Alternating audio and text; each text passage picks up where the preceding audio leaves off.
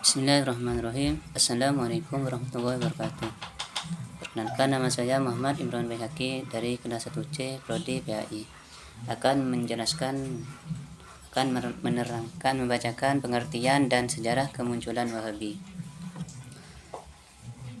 Golongan Wahabi adalah pengikut Muhammad bin Abdul Wahab, sebuah gerakan separatis yang muncul pada masa pemerintahan Sultan Salim III atau 1204 sampai 1222 Hijriah. Gerakan ini berkedok memurnikan tauhid dan menjauhkan umat manusia dan kemusyrikan.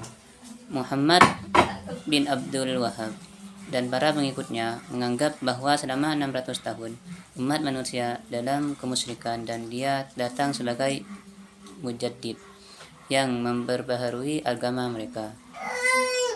Gerakan Wahabi muncul melawan kemampuan umat Islam dalam masalah akidah dan syariah. Karenanya gerakan ini tersebar dengan peperangan dan pertumpahan darah. Dengan dukungan Hijaz bagian timur, yaitu Raja Muhammad bin Saud Raja Ad-Diriyah pada tahun 1217 Hijriah, Muhammad bin Abdul Wahab bersama pengikutnya menguasai kota Taif. Setelah sebelumnya mereka membunuh penduduknya. Tidak ada yang selamat kecuali beberapa orang. Mereka membunuh laki-laki dan perempuan, tua, muda, anak-anak, bahkan bayi dan masih menyusu pada ibunya juga mereka bunuh. Mereka keluarkan semua penghuni rumah-rumah yang ada di Taif.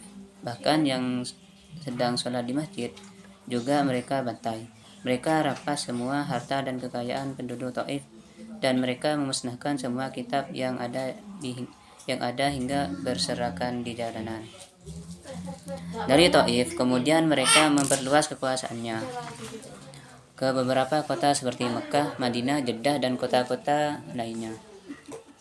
Hingga akhirnya pada tahun 1226 Hijriah, Sultan Mahmud Khan II turun tangan dengan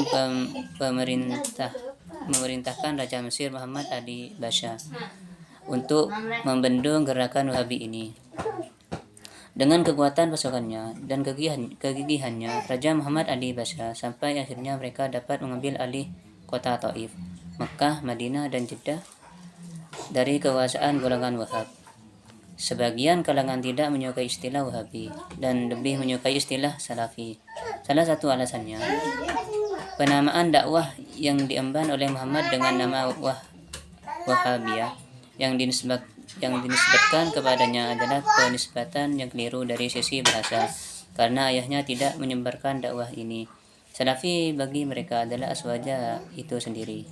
Oleh karena itu, mereka menyamakan istilah aswaja dengan salaf. Dalam Al-Wajiz fi Aqidah As-Salaf As-Salih disebutkan bahwa Ahlus Sunnah wal Jamaah adalah suatu golongan yang telah Rasulullah SAW janjikan akan selamat di antara golongan-golongan yang ada. Landasan mereka bertumpu pada ittiba'us sunnah atau mengikuti as-sunnah dan menuruti apa yang dibawa oleh Nabi, baik dalam masalah akidah, ibadah, petunjuk, tingkah laku, akhlak, dan selalu menyertai jamaah kaum muslimin. Dengan demikian maka definisi Ahlus Sunnah wal Jamaah tidak keluar dari definisi salaf. Menurut Dr. Said Ramadan Al-Buti, mengikuti atau ittiba salaf dengan mengadopsi serta menerapkan manhaj dan mazhab mereka di dalam memahami Al-Quran dan Sunnah Rasulullah merupakan kewajiban bagi setiap muslim. Hal ini sesuai dengan perintah agar manusia selalu taat kepada Allah dan Rasulnya, sebagaimana disebutkan dalam Al-Hasyr Al-Quran surat Al-Asr ayat 7 dan beberapa riwayat hadis. Namun mengeklaim terhadap sebuah madhab yang baru dengan nama Salafiyah atau Salafi merupakan bentuk fanatisme atau ta'assub, serta tidak masuk dalam kategori ittiba atau mengikuti seperti yang diharapkan. Dengan ujaran lain, ittiba salaf merupakan inti dari agama dan dasar-dasar dan telah ditetapkan oleh sunnah Rasulullah. Sedangkan pengeklaiman terhadap mazhab salafi merupakan bentuk bid'ah yang tidak diridhoi oleh Allah, juga bentuk penghayalan, penyelewengan, terhadap sesuatu yang tidak ada dasarnya dalam sejarah atau tarikh. Dari kurun waktu pertama yang diberkahi dalam agama Islam, tidak ada mazhab dalam kelompok umat Islam yang diberi nama dengan mazhab salafi atau mazhab salaf. 2. Siapakah Muhammad bin Abdul Wahhab itu? Jadi Muhammad bin Abdul Wahhab bin Sulaiman bin Ali bin Muhammad bin Ahmad bin Rashid At-Tamimi lahir pada tahun 1115 Hijriah di pedesaan Al-Uyainah yang terletak di sebelah utara kota Riyadh. Meninggal dunia pada tahun 1206 Hijriah. Pertama kali dia menyebarkan ajarannya di daerahnya Huraimalan. Banyak mendapatkan tantangan dari masyarakat sekitar, bahkan ayahnya Syekh Abdul Wahhab juga menentangnya. Sejak Muhammad kecil, ayahnya sudah mempunyai firasat buruk dan sering mengingatkan masyarakat dari kejahatan Muhammad. Ketidakcocokan Muhammad dengan ayahnya berlanjut hingga ia dewasa dan mulai menyebarkan ajarannya. Muhammad menganggap ayahnya cenderung mengikuti ajaran Sufiyah dan berlebihan dalam menyintai orang-orang saleh. Tidak hanya dengan ayahnya, saudara kandungnya Syekh Sulaiman bin Abdul Wahhab juga menentangnya. Bahkan beliau menulis 2 karangan sebagai bantahan terhadap Muhammad. Bantahan pertama, beliau beri judul Al-Sawa'iq Al-Ilahiyah fi Al-Rad ala Al-Wahhabiyah, dan kedua berjudul Fasal Al-Kitab fil Rad Muhammad bin Abdul Wahhab. Karena banyaknya yang menentang ajarannya, maka Muhammad lebih memilih berdakwah dengan sembunyi-sembunyi. Baru setelah ayahnya wafat, dia berani lantang dalam menyebarkan ajarannya. Ia mulai dengan mengkafirkan umat Islam yang ziarah kubur. Mereka hanya bertawasul, dan ia membalikkan ayat yang sebetulnya turun sebagai peringatan untuk kaum kafir. Ia pergunakan ayat ini untuk mengkafirkan umat Islam. Di antara ulama yang menentang ajaran Muhammad adalah gurunya sendiri, yaitu Syekh Muhammad bin Sulaiman Al-Qurdi, pengarang Hasyiah Syarah Ibnu Hajar Al-Bafadhal. Di antara perkataan beliau, "Wahai putra Abdul Wahhab, saya menasihatimu karena Allah Ta'ala agar kamu menjaga lisan kamu dari menyesatkan umat Islam. Kalau kamu mendengar dari seseorang yang meyakini bahwa istighosah dapat memberikan manfaat dari selain Allah, maka ajarkan kepada orang tersebut ajaran yang benar dan jelaskan bahwa tidak ada yang dapat memberikan manfaat kecuali Allah. Kalau ia menolak kebenaran, maka kafirkan orang tersebut. Tidak ada alasan bagimu untuk mengkafirkan mayoritas umat, dan kamu telah menyimpang dari mayoritas umat. Maka kekufuran lebih dekat terhadap orang yang menyimpang dari mayoritas umat, karena ia telah mengambil jalan selain jalan umat Islam. Dan sesungguhnya serigala itu akan memangsa kambing yang terpecah dari gerombolannya." 3. Aliran Wahabi dan penyimpangannya. Wahabi merupakan sekte atau aliran dalam Islam yang penamaannya dinisbatkan kepada nama ayah pendirinya, yakni Muhammad bin Abdul Wahhab bin Sulaiman An-Najdi. Ia dilahirkan di Uyainah, Najd pada tahun 1115 Hijriah atau 1703 Masehi, dan wafat di Dariyah pada tahun 1206 Hijriah atau 1792 Masehi. Ia wafat di usia yang sangat tua dengan umur sekitar 90 tahun. Ia belajar ilmu agama bermadzhab Hambali, dan ayahnya yang juga sebagai seorang qadri atau hakim.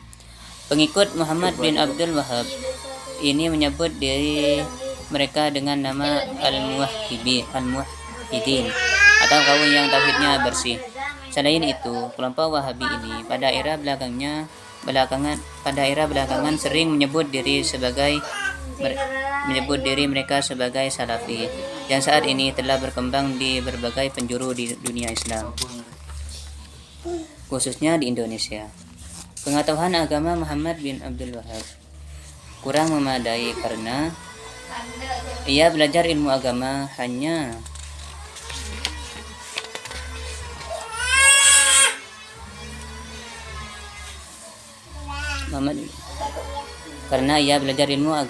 kepada beberapa guru dalam waktu yang sangat minim dan terputus-terputus, bahkan ayahnya sendiri sering marah padanya.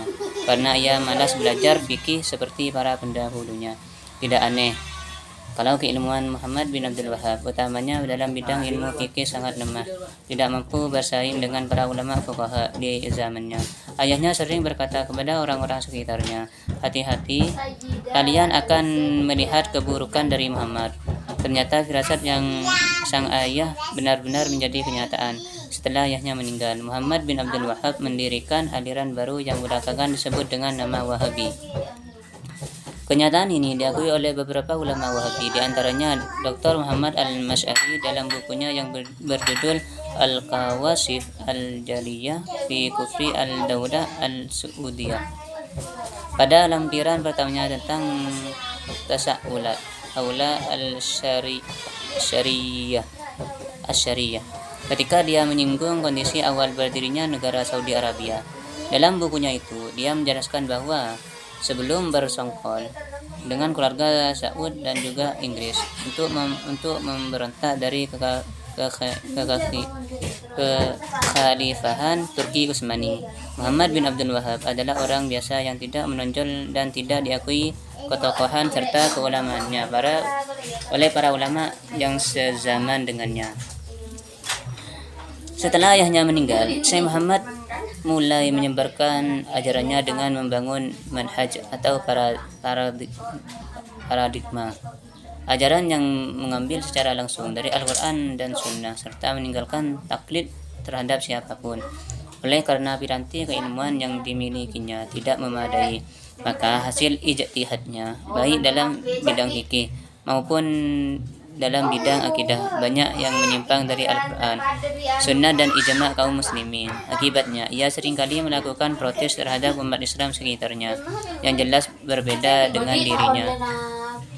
Selanjutnya, untuk menarik simpati umat Islam, Wahabi berupaya mengusung platform dakwah yang sangat terpuji, yaitu mengklaim mengikuti Al-Quran dan As-Sunnah, berijtihad sendiri, memerangi syirik, penyembahan berhala, membersihkan Islam dari bid'ah dan khurafat. Namun mereka salah kaprah dalam penerapannya, bahkan dibilang dalam banyak hal mereka telah keluar dari Islam itu sendiri.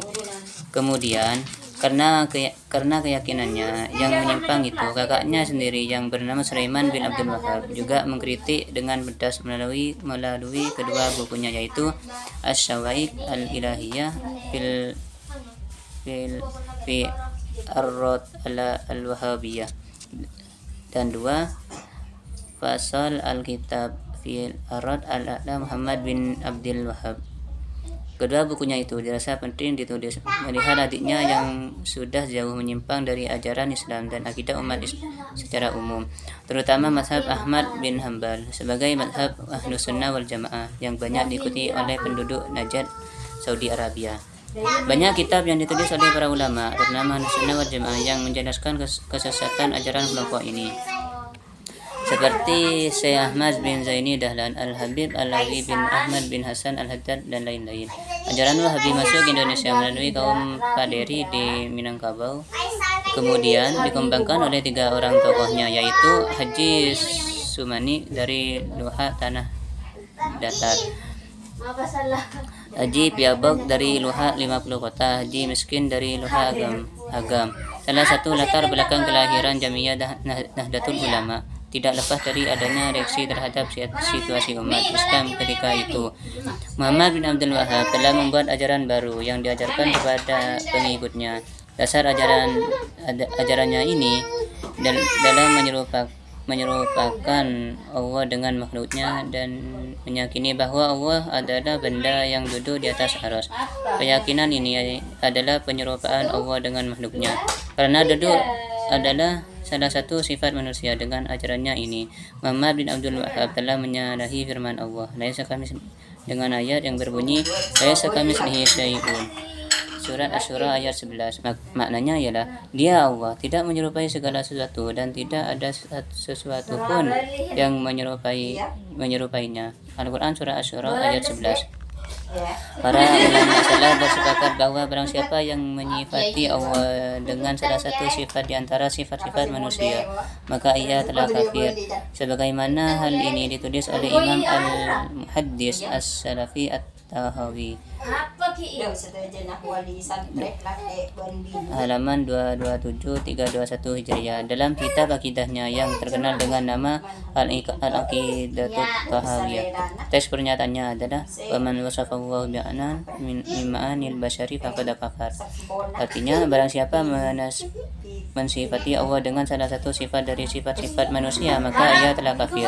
Di antara keyakinan golongan Wahabiyah ini adalah mengkafirkan orang yang berkata ya Muhammad, mengkafirkan orang yang berjarak ke makam para nabi dan para wali untuk bertabarruk atau mencari barokah, mengkafirkan orang yang mengusap makam para nabi untuk bertabarruk, dan mengkafirkan orang yang mengagungkan his atau tulisan ayat-ayat Al-Quran atau lafaz-lafaz zikir yang dibungkus dengan rapat lalu dikalungkan di leher, yang di dalamnya hanya tertulis Al-Quran dan semacamnya, dan tidak ada sama sekali lafaz yang tidak jelas yang diharamkan. Mereka menyamakan perbuatan memakai his ini dengan penyembahan terhadap berhala. Mereka golongan Wahabiyah dalam hal ini telah menyalahi para sahabat dan orang-orang salaf yang soleh, telah menjadi kesepakatan bahwa boleh berkata ya Muhammad ketika dalam kesusahan. Semua umat Islam bersepakat tentang kebolehan ini dan melakukannya dalam praktek keseharian mereka, mulai dari para sahabat Nabi, para tabi'in, dan semua generasi Islam hingga kini. Bahkan Imam Ahmad bin Hanbal, imam mazhab Hambali yang mereka klaim di negeri mereka sebagai mazhab yang mereka ikuti, telah menyatakan kebolehan menyentuh dan meletakkan dengan di atas makam Nabi Muhammad SAW, menyentuh mimbarnya dan mencium makam dan mimbar tersebut apabila diniatkan untuk bertabarruk atau mendekatkan diri kepada Allah dengan bertabarruk.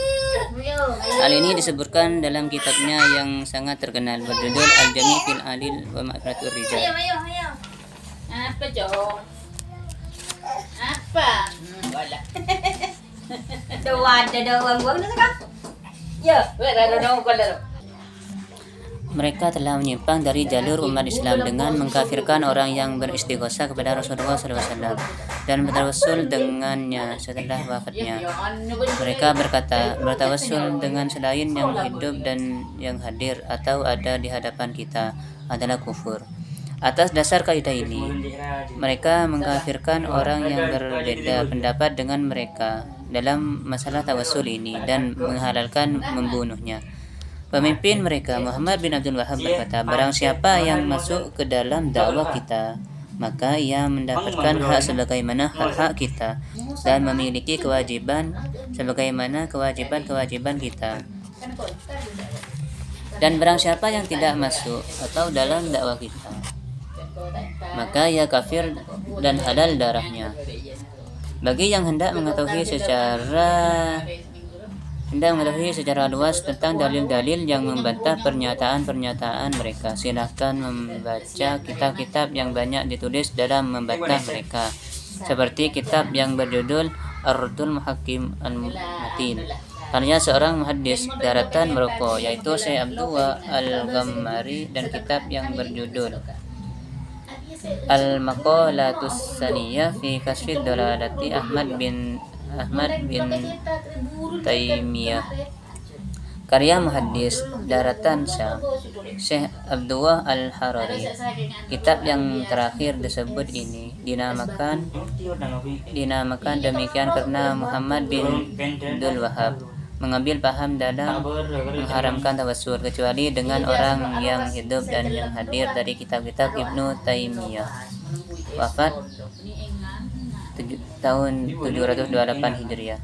Padahal Ibnu Taimiyah menyarankan bagi orang yang terkena semacam kelumpuhan atau al-qadar pada kaki hendaklah mengucapkan ya Muhammad.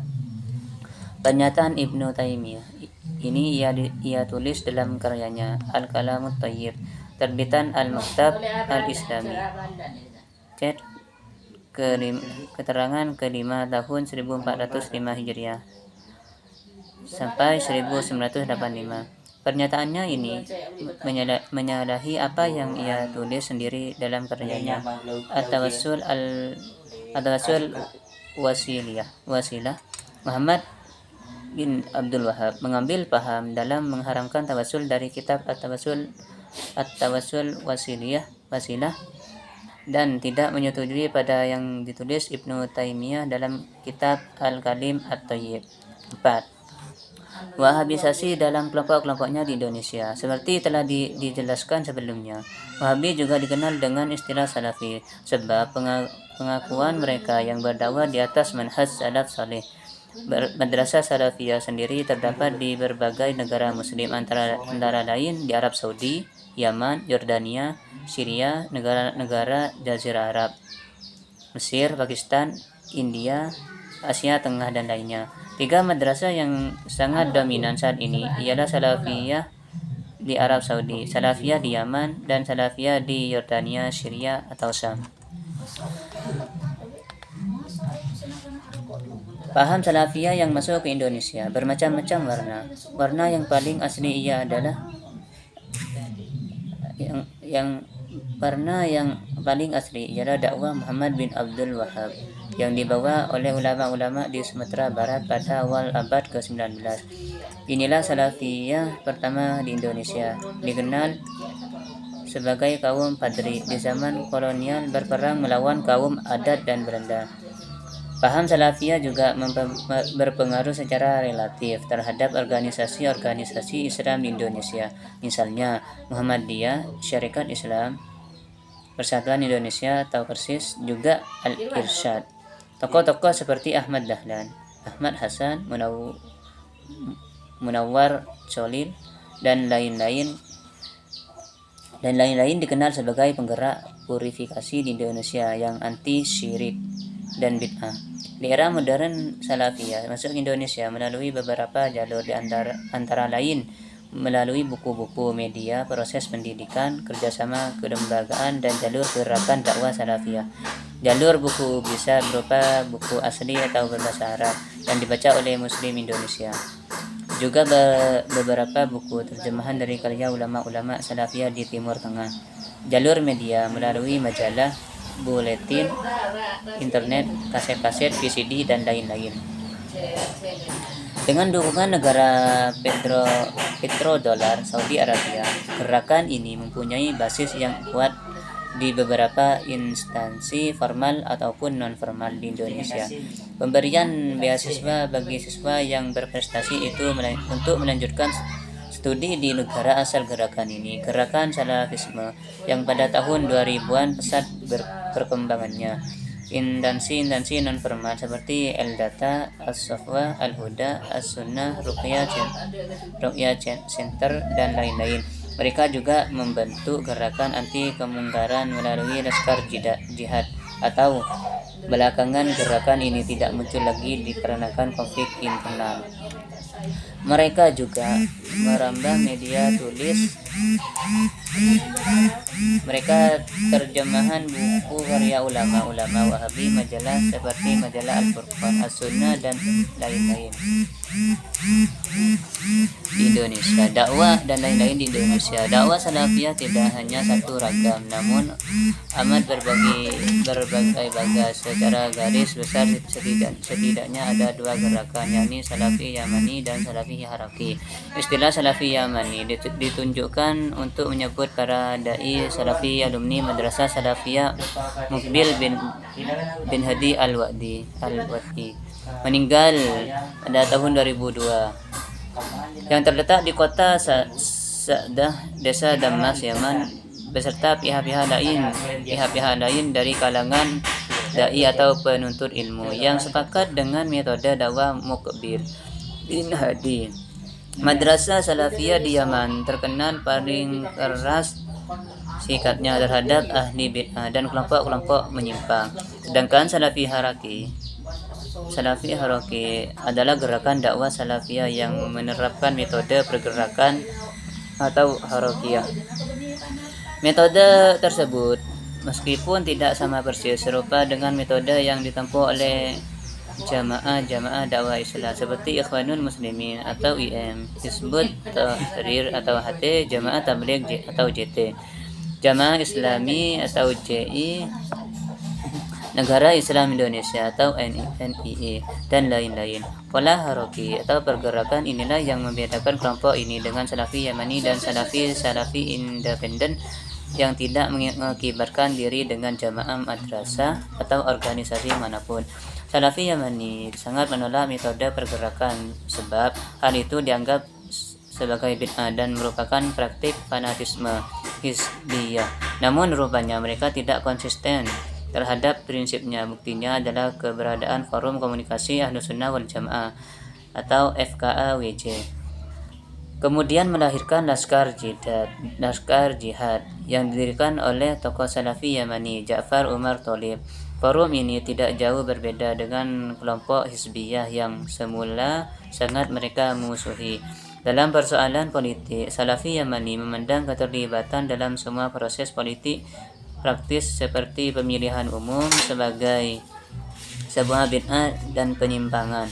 Berbeda dengan Salafi Haroki yang cenderung menganggap masalah ini sebagai persoalan ijtihadiyah belaka. Selain istilah Salafi Yamani dan Haroki, ada istilah-istilah lain seperti Salafi Sururi, Salafi Jihadi, Salafi Wahdah Islamiyah, Salafi Turasi, Salafi Ghuraba, Salafi Ikhwani, Salafi Hadadi, Salafi Turabi, dan sebagainya.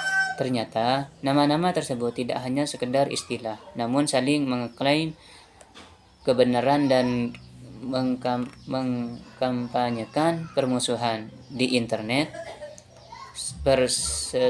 perseteruan dan saling sesat menyesatkan terjadi antara kelompok-kelompok Salafi tersebut. Ketika seseorang duduk di majelis Salafi Turasi, Ustadz As-Sofwah mengatakan haram hukumnya bermajelis dengan bertakdim dengan Salafi Yamani. Ketika seseorang duduk dan belajar bersama dengan Salafi Wahdah Islamiyah, maka pemuka-pemuka Salafi Wahdah mengatakan Salafiyin aliran Turasi itu hizbi antek PKS dan Ikhwanul Muslimin yang termasuk 72 golongan yang masuk neraka jahanam. Anda akan tercengang jika membaca website ini http atau sunnisalafi.blogspot.com tahun 2009 atau 03 atau pembesar Turasi Kuwait bersama Rafidi HTML. Ketika seseorang hadir di taklim kelompok Salafi Sururi, ustadznya mengatakan bahwa Salafi Wahdah Islamiyah adalah khawarij, anjing-anjing neraka yang menggunakan sistem berhala. Ketika seorang berkumpul bersama Salafi Yamani, Ustadz Salafi Yamani mengatakan bahwa Salafi Sururi, Salafi Haroki, Salafi Turasi, Salafi Ghuraba, Salafi Wahdah Islamiyah, Salafi Persis, Salafi Ikhwani, Salafi Hadadi, Salafi Turabi bukanlah Salafi, tapi Salafi atau Salafi imitasi yang khawarij, bid'ah, dan hizbi. Ja'far Umar Tabligh mengatakan bahwa Abdul Hakim Abdad atau Salafi Turasi itu ustadz otodidak yang pakar hadas atau najis, bukan pakar hadis. Silahkan juga lihat di http darussalaf.org. Muhammad Umar As-Sawid atau menjadi pemimpin Salafi Yamani pasca Ja'far Umar mengatakan bahwa Ja'far Umar Tholib itu ahli bid'ah dan khawarij. Bahkan kelompok As-Sawid menyusun buku dengan judul Pedang tertuju di leher Ja'far Umar Tholib, yang artinya Ja'far Umar Tholib halal dibunuh. As-Sawid juga berseteru dengan Salafi As-Sofwah. Perseteruan itu dapat Anda lihat di http www.salafi.php ID artikel halaman 557 dan http www.scriptscom.com 12-22-9113 persaksian Ustadz Muhammad Umar Asiwi tentang Yayasan As-Sofwah. Abdul Hakim Abdad atau Salafi Turasi mengatakan bahwa Salafi Wahda Islamiyah itu sesat, menyesatkan dan melakukan dosa besar hanya dengan mendirikan yayasan atau organisasi, sedang organisasi adalah hizbi. Salafi ini juga dianggap sesat oleh yang lain sehingga sampai terbit buku nasihat ilmiah untuk Wahda Islamiyah. Perseteruannya dapat Anda lihat di http://wordpress.com. Sedang Salafi Wahda Islamiyah mengatakan bahwa Salafi Yamani dan Abdul Hakim Abdad yang mengharamkan organisasi itu Salafi primitif yang dan terbelakang, yang hanya cocok hidup di zaman purba atau prasejarah. Perpecahan Salafi menjadi beberapa kelompok, antara lain kelompok As-Sofwah dan Al-Haramain Jakarta, Imam Bukhari Solo, Al-Furqan Gresik, Islamic Center bin Baas dan Jamilur Rahman As-Salafi Jogja, FKA WC dan Laskar Jihad Berkat dan Laskar Jihad Jakarta, Diyaus Sunnah Cirebon. Ini belum termasuk kelompok Salafi yang telah ditahzir atau diberi peringatan oleh ustaz mereka dan kemudian bertaubat tetapi tidak bergabung dengan Salafi asli dan membentuk kelompok-kelompok sendiri. Jadi Salafi mana yang kita pilih jika memang Salafi adalah satu-satunya taifah mansurah, mengklaim sebagai golongan yang selamat ittiba sunnah, anti bid'ah dan kesesatan. Lalu di Salafi mana kita harus mempertaruhkan harapan surga dan selamat dari kesesatan. Penjelasan di atas bukanlah usaha untuk memecah belah umat. Justru hal tersebut adalah ajakan untuk mempersatukan umat dalam akidah yang benar dan mewaspadai golongan-golongan yang berusaha menjauhkan umat dari akidah yang benar. Akankah terjalin persatuan dengan orang yang mengkafirkan kita dan menuduh apa yang kita lakukan adalah syirik, bid'ah, dan menyesatkan? Jadi dari saya cuma itu. Wassalamualaikum warahmatullahi wabarakatuh.